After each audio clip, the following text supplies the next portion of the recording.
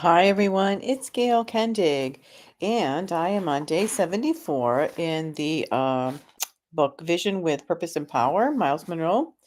And this is the transforming power of change.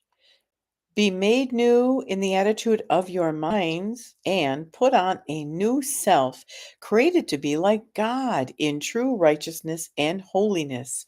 From Ephesians 4:23 through 24. One reason that the things on earth aren't permanent is because of God's creative nature. If you are a creative person, you're always coming up with new things. That's the nature of God. He is continually refining what he has created as well as doing a new thing. Isaiah 43:19. Some people like to think that they have God figured out. They believe that because he doesn't change, he won't do anything different from what they've already seen him do. When he brings or allows change in their lives in order to further his purposes for them, they don't know how to react to it.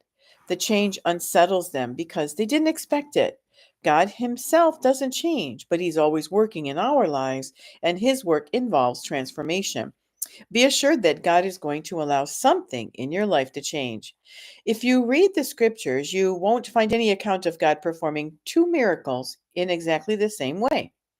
People often try to make doctrines out of methods God has used in the past instead of realizing that it is his nature rather than his specific acts that is permanent. That's a pretty bold sentence. The results of those acts may be permanent, but his actions will vary. Why?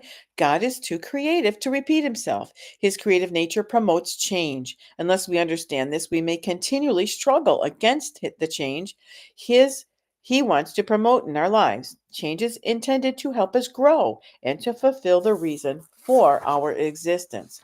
Let me put one note of caution here. This is not to say we should be apathetic or just accept everything that comes into our lives as God's will for us. Rather, we must learn to respond to changing circumstances, keeping in mind His ways and His purposes for us. This knowledge will enable us to deal with whatever changes come our way. We aren't guaranteed that our jobs will last, that our loved ones will always be with us in this life, and so forth. Thankfully, we know that we can rely on the changeable nature of God and His promises toward us in any critical changes we experience. The thought for today is God Himself doesn't change, but He's always working in our lives, and His work involves transformation. The reading for today is Hebrews 1:10 through 12. So thanks for coming back again.